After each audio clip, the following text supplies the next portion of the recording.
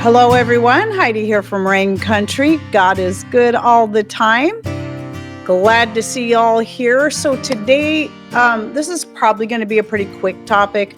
I wanted to talk a bit about the whole bug out bag, go bag kind of thing.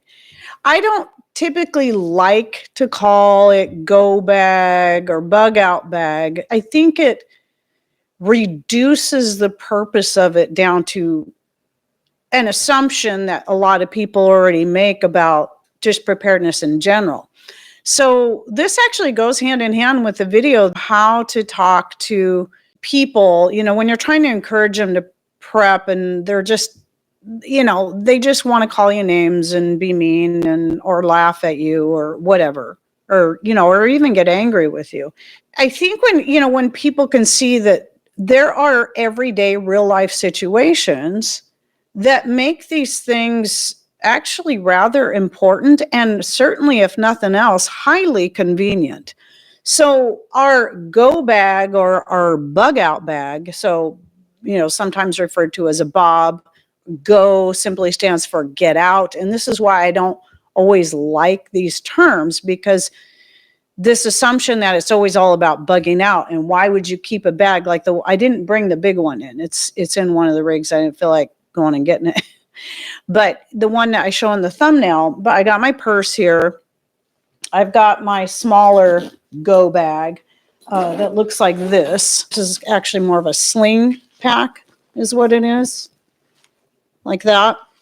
So I don't want to go into detail about everything that's in these because I have a whole series of videos where I break things down. Like the first video in the series, just me showing a few random things I keep in my purse as everyday carry. So everyday carry is actually a decent thing to call some of this stuff, but I don't carry this stuff every day though either. It's just I have things I like to keep in the car or in the truck, and then things that are always in my purse, because if I go anywhere, my purse is always with me. And so I do have a bunch of stuff that is just always in there. Like I always have 2 or 3 different types of pocket knives in my purse because I've never had to use one to defend myself, but I have had to use them for many other regular, mundane, day-to-day things. Sometimes it's just opening something up or cutting some threads off that were hanging off my skirt that I missed or something simple like that. Or yes, even cutting a cake. That happened one time. So I think I told you guys I was at my, my oldest son, his wife, her bridal shower, and nobody had brought a knife to cut the cake. And it's like, well, I have one. So used one of my bigger pocket knives to cut the cake with. And it was something, and it was handy. None of my bags are really a bug out bag.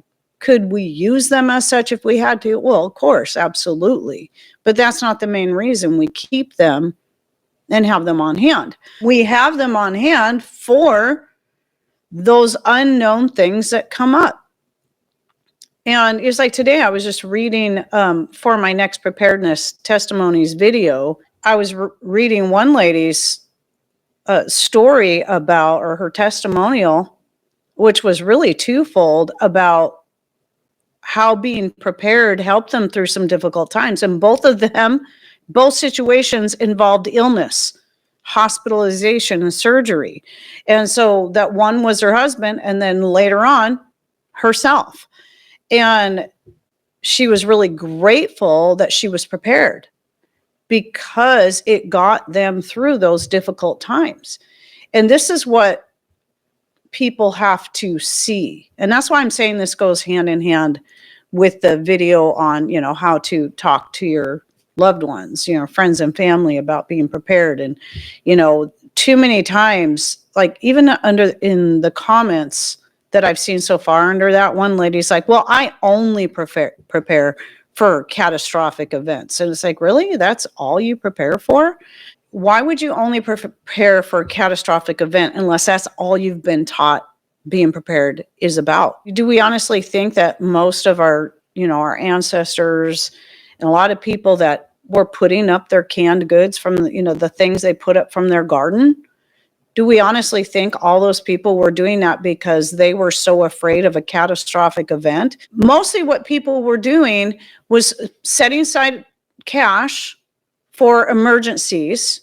A lot of times it would be doctor-related type emergencies, and putting up the goods from their own gardens, because that's just what people did. They grew food and then they put it up in dried form, in canned form, whatever form. It wasn't called preparedness. They weren't called preppers. They were just living life. That's what people did. And this is what I'm talking about, that when you're trying to encourage people to do such things, you need to show them the real life stuff. Well, yeah, we do this because, well, we got a garden.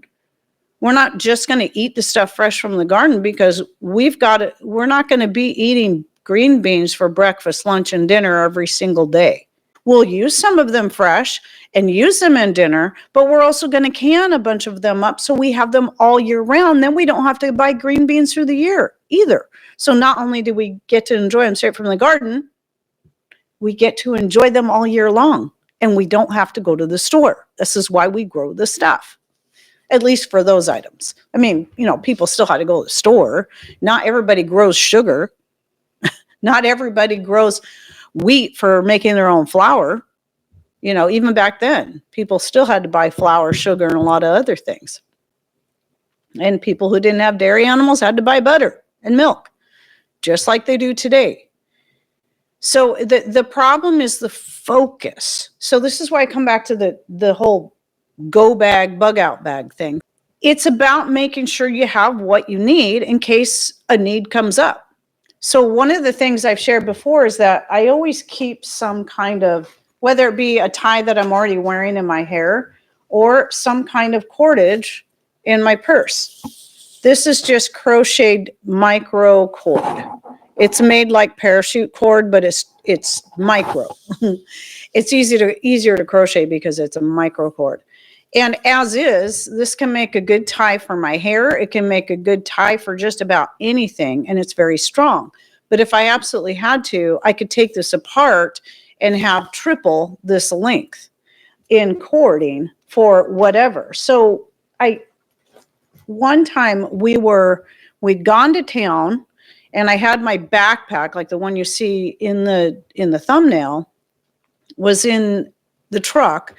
And it was one of those days where it just was taken all day to do anything. And Patrick needed to stop at some place. I don't remember what it was. I can't remember what he was buying, but it was something that was, like piping, or I don't think it was boards. It was something long that would not fit in the bed of the truck, or obviously in the cab of the truck. But, he has his lumber rack. It was something he could put on top. Well, normally he keeps tie-down straps in the trucks, always, just for that purpose. But for some reason, his tie-down straps did not get put back in the pickup before that we went into town to take care of this stuff. Well, I had a few different hair ties. I had other ones I made out of a even thicker cording than the micro cord. It wasn't as heavyweight as paracord.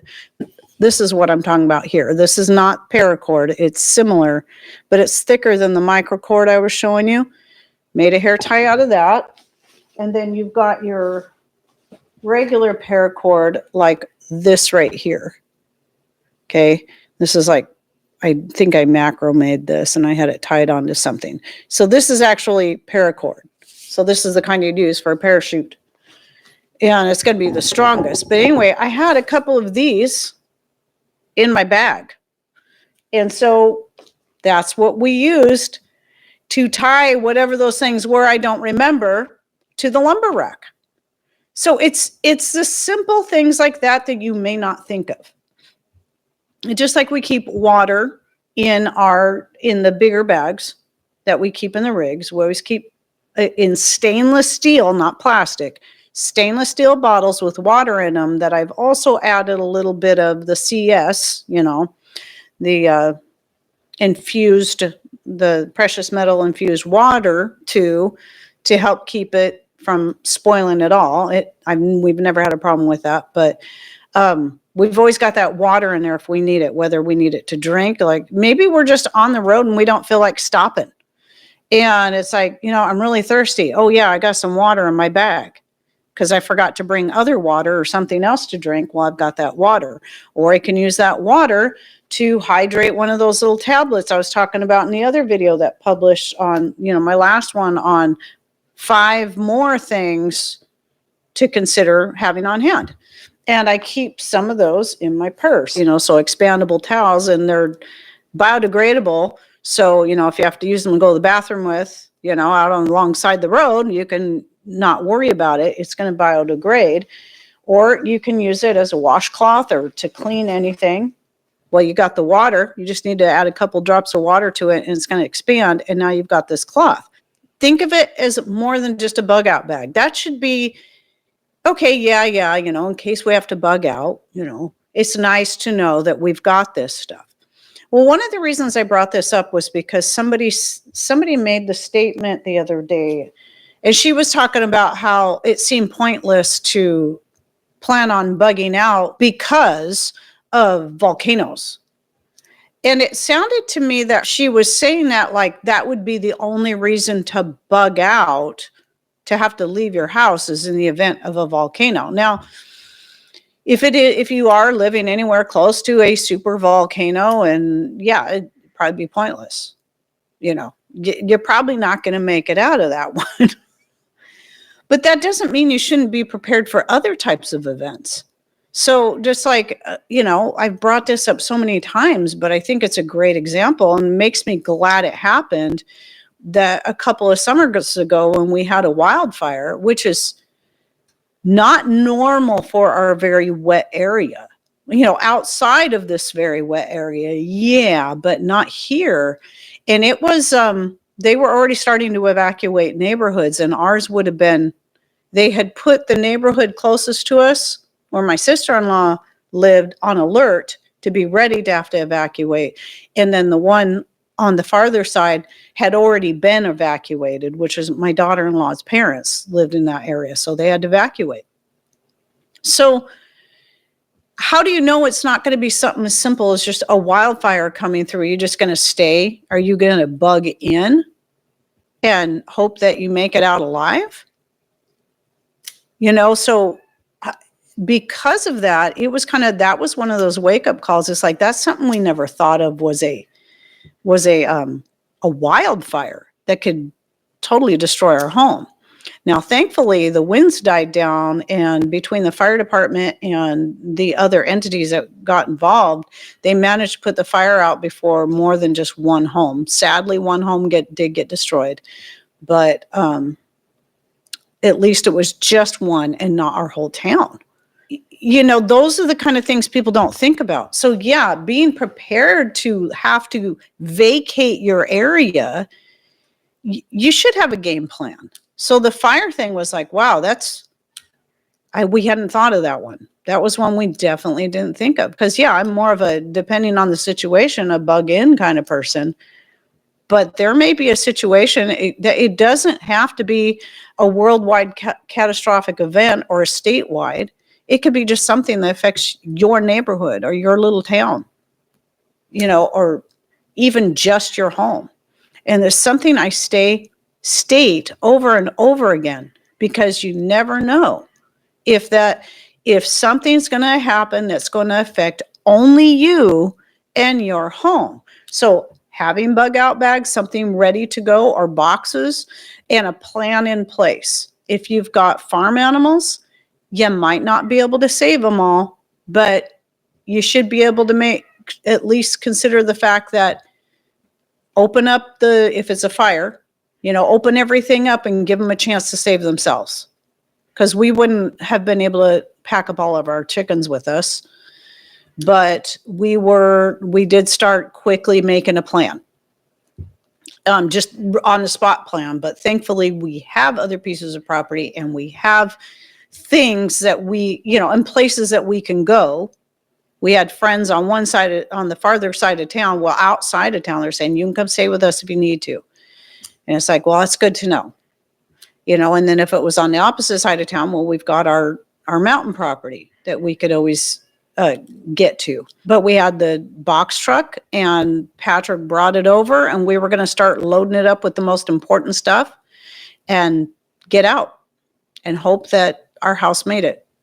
And, you know, and our chickens. Like I said, this is why I wanted to bring this topic up again on both the thought of bugging out, because you don't know if you may have to leave. You may have to, and it might not be for the reasons you assume. Or if you're on the road, maybe you just broke down alongside the road in the middle of nowhere. You know, you're going on a family vacation or you're whatever. I mean, that's happened to us. Of course, we had our camp trailer with us with food and all kinds of stuff. So, and a bathroom. So we were good as far as that goes. We just had to wait alongside the highway while big trucks were going by and honking at us, which was super annoying, until we could get towed into the closest town. But that's the kind of thing I'm talking about. There have been so many times I've needed to get into the excess items I keep in my purse or in our bags that I keep in the truck for things that were totally benign. You know, nothing scary, nothing horrible, nothing catastrophic.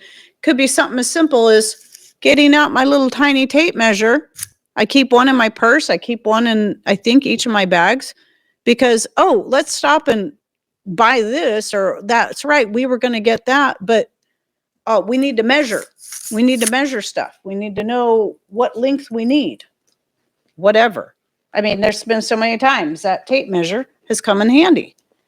And like I said, the pocket knives and the flashlights and the water and even the snacks, you know, the snacks that should last pretty much indefinitely that I keep in the bags. Because again, it's like, man, I'm really hungry. I don't want to stop and eat, or it's going to be a long time before we get to the next town with a restaurant. I want some food. This is how we approach a situation when we're talking to friends and family. Because I had more people in the comments, or a couple people were talking about, well, every time I bring it up, I just get so much hate, or I get called names, I get treated badly. I've had that happen to me too. Until I learned, you don't tell people this is what they should do. You don't focus on the big, bad, scary, catastrophic stuff. You just show them the common sense of having things on hand, of keeping a few supplies in your rig. You know, first aid kits. I've got a couple different forms of first aid kit. Like, here's a little one here. We got bigger ones that stay in the rigs. Here's a couple more examples that have nothing to do with what most people would think of as preparing. But it was me being prepared as a dance instructor and dance show leader. I learned to keep certain things on hand when it came to putting on dance shows. Band-aids, safety pins, bobby pins. So inevitably, some little girl is going to come running up going, the strap broke on my dress just before the show's getting started. Come here, let's fix it. I got safety pins. I kept a bunch of safety pins of various sizes. Somebody got a boo-boo. I got to put here, I got a Band-Aid. Now you're not going to bleed all over your costume. You know, being prepared is not a crazy thing. It can be for the simplest stuff that when you need that safety pin, you're going to be really glad that you had that safety pin in your purse or in your pocket or in your wallet or in your car. I mean, for ourselves, it's like, yeah, okay, now that I'm prepared for this, yeah, let's prepare for some bigger events just in case they happen. And even if they don't, I'm glad I have this stuff because it's gotten me through some other tough times, but especially when we're talking to other people.